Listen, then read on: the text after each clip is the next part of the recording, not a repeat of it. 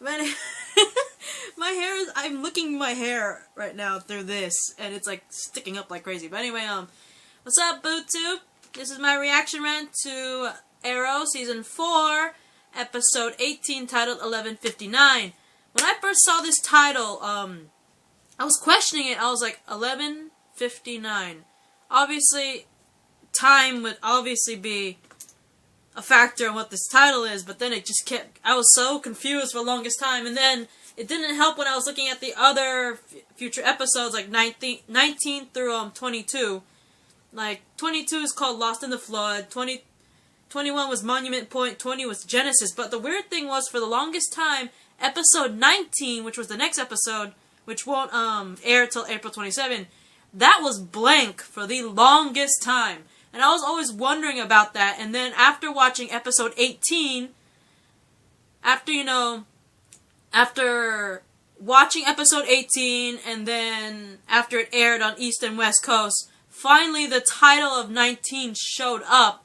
And, after watching episode 18, 11:59, it made sense why they had to cover up episode 19's title so it wouldn't really give away something very important in episode 18. But anyway, going into this episode, I was all kinds of drama in this episode because there are not many shows that can actually legitimately make me bawl out tears like Niagara Falls poured out of my eyes when I watched this episode. And I will say why. Hang on. We're gonna start with the flashbacks first, so I can get that out of the way. During the flashbacks, Oliver ends up helping the island prisoners escape and manages to set off a bomb to bury Raider and keep him from leaving the tunnels. Which is basically what happens anyways, Oliver and that one lady, they managed to go to the surface. Well, the lady manages to go to the surface, saying, "Oh my god, Raider's gone crazy, killed everyone, killed Oliver," and all that shit. Which prompts all the soldiers that were keeping guard to go down there in the tunnels. And from what I remember, Oliver killed those people. And then the lady ended up killing one of the guards that stayed behind. Oliver and that lady tell all the island prisoners to escape. And yeah, they bury Raider by exploding some C4, making the tunnels collapse on him so he won't escape and stuff like that. But anyway, that was the flashback. That's basically everything that happened in the flashback, if you think about it. But anyway, going to present day now. Andy Diggle, Andy, I saw you in the end of the last episode. You are all kinds of suspicious right now. But when I saw what he did in this episode, it made me question again, because in the last episode, I was ultimately suspicious of Andy again because he was talking to Malcolm Merlin at the end of the last episode. But then in this episode, Andy Diggle himself actually tells his brother that he was approached by Malcolm Merlin about a plan to break Damien Darhk out of prison. So it made me falter in my my suspicions of him, because I was suspicious of him for him talking to Malcolm, but the fact that he told Diggle about it made me kind of about the suspicions, but I was still suspicious, saying, "Are you sure Malcolm approached you, or this was a joint meeting?" I'm just saying. But anyway, Oliver and Diggle end up foiling a hive plan that Andy Diggle told Oliver and Diggle about. Andy told Oliver and his brother Diggle about a hive plan, and they end up foiling the plan, but the plan ended up being a ruse designed by Malcolm Merlin and the League of Assassins. Well, his little League of Assassins. Well, how about this?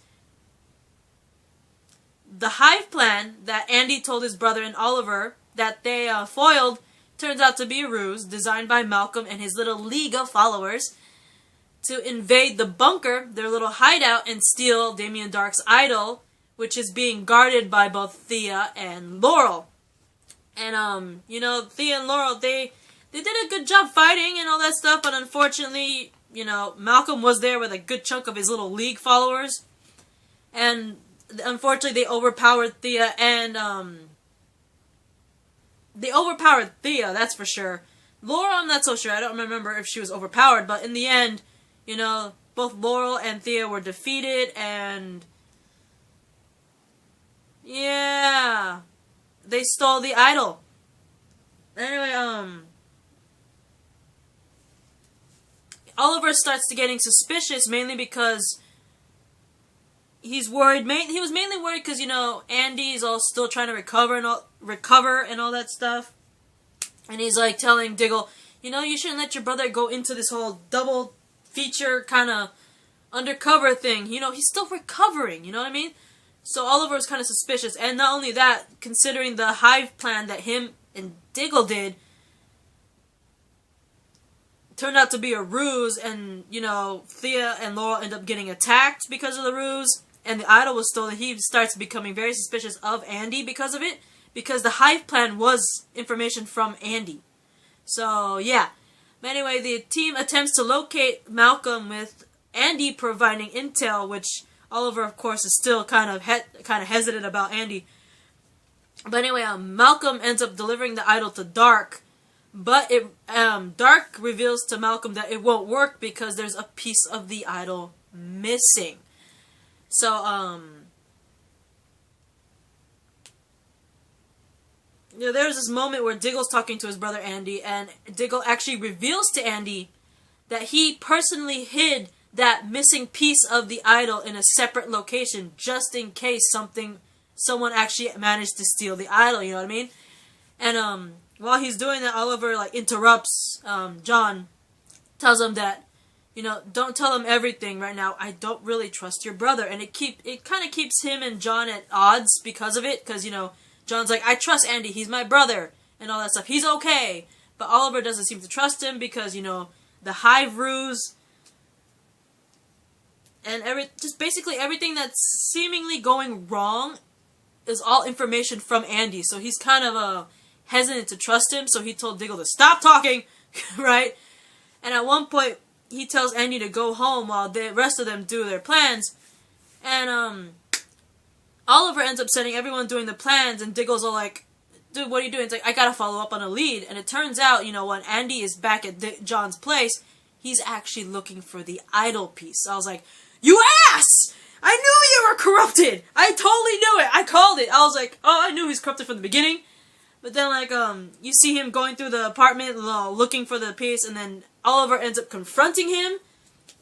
I'm only guessing that Diggle, you know, John was suspicious of Oliver following up on a lead, so must have followed Oliver, because when Oliver confronts Andy at his home, Diggle interrupts the interrogation and ends up siding with Andy, which puts both Oliver and John at odds at the moment. And it's like, really? They just started getting along again after the whole League of Assassins bullshit. It's like, come on, Andy! They just started bonding back together again, and you just had to all over that. I was so mad. I was like, come on! It took him a while! Come on! Hang on for a sec. Sorry, I thought I saw something really cool. But anyway, getting back to it, you know, it was like, after the whole Oliver trying to sabotage the League of Assassins by going into this League of Assassins, that whole thing with that pretty much made Diggle hella pissed off at him, and they're finally starting to get back together, and frickin' Andy just had to ruin it like an ass. But anyway, Damien Dark orchestrates a prison riot, and in order to get the team in, Detective Lance ends up causing a little riot with his little cops, you know what I mean, trying to get in even though he doesn't have his badge and gun anymore. So he basically creates a scene which helps the team get in. So the team sets out to stop him, and unfortunately, again, Andy is with them. It's like, everything goes wrong with this guy. That's why I don't want Andy there with them, but apparently he's there with them in the prison riot. But anyway, Oliver, Thea, Laurel, John, and Andy are all at the prison. By the time they manage to reach Damien Dark, of course, Andy, he turns on all of them and gives, I don't know how he did it, but apparently Andy found the missing idol piece, because he turns on the team and gives Damien Dark the missing piece of the idol, and he puts it all together again, and he ends up getting his powers restored, and he freaking freezes all of them. Oliver manages to break through. He freaking launches Thea and John in the air. And then Oliver manages to break free a little bit in order to... He actually manages to break free just in time to shoot an arrow. But then he ends up getting frozen again, and Damien catches the arrow. And unfortunately, Damien goes up to Laurel. He's like, Laurel... And not only that, Damien Dark knows all their identities. He knows all of them, mainly because of the fact that, you know, Oliver's son, he pretty much figured it out, put two and two together. But anyway, like, Damien, you know, he goes up to Laurel saying, you know, I told your father if he ever betrayed me, I would hurt you, and which he unfortunately does, because he takes the arrow that Oliver shot him with and shoves it right there, like, right here. Like, you even could hear the arrow, like, crunching through her body. I'm like, ugh! It made the most disturbing noise! But yeah, he takes his revenge by stabbing Laurel. He takes his revenge on Captain Lance by stabbing Laurel with the arrow. You know, blood's coming out of her mouth and all that shit. And Damien Dark escapes with Malcolm Merlin, Andy Diggle, and several other inmates.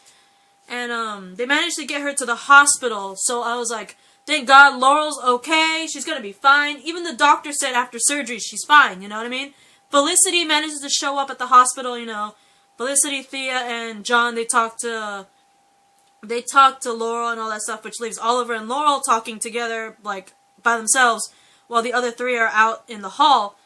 What I thought was kind of strange was the fact that, you know, not strange, later on it's strange, but, like, they have this heart-to-heart where Laurel actually admits that even though Felicity is the love of Oliver's life, to Laurel, Oliver was the love of her life, which was a very touching moment. I seriously cried when I heard that.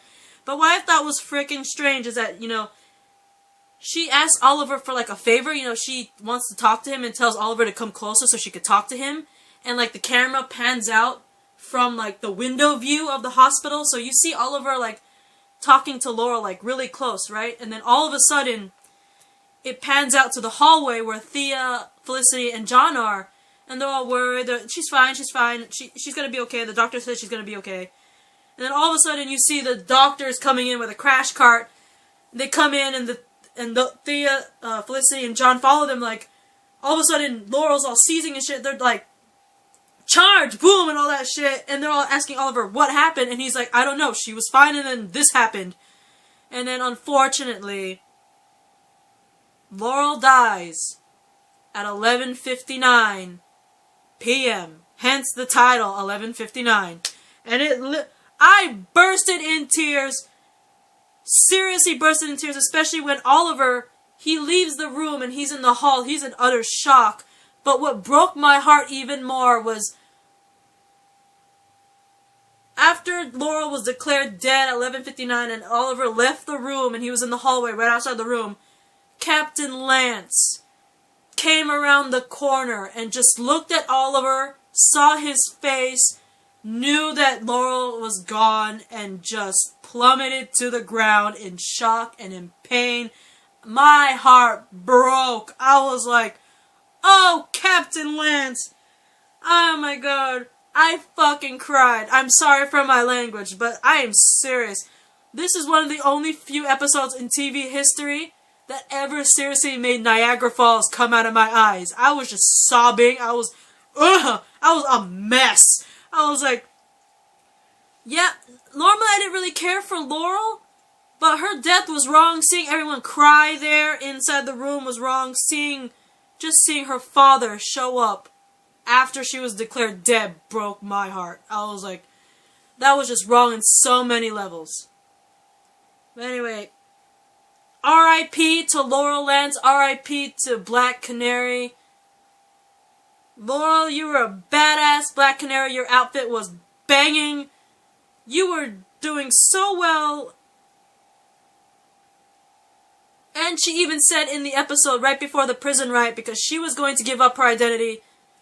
I will go into another video about all this, but yeah, R.I.P. to Laurel Lance, R.I.P. Black Canary, you will be missed. That is my reaction rant to this episode. I'll probably have a follow-up video about my thoughts about Laurel's death and other stuff. But anyway, bye, BooTube. I love you, Laurel.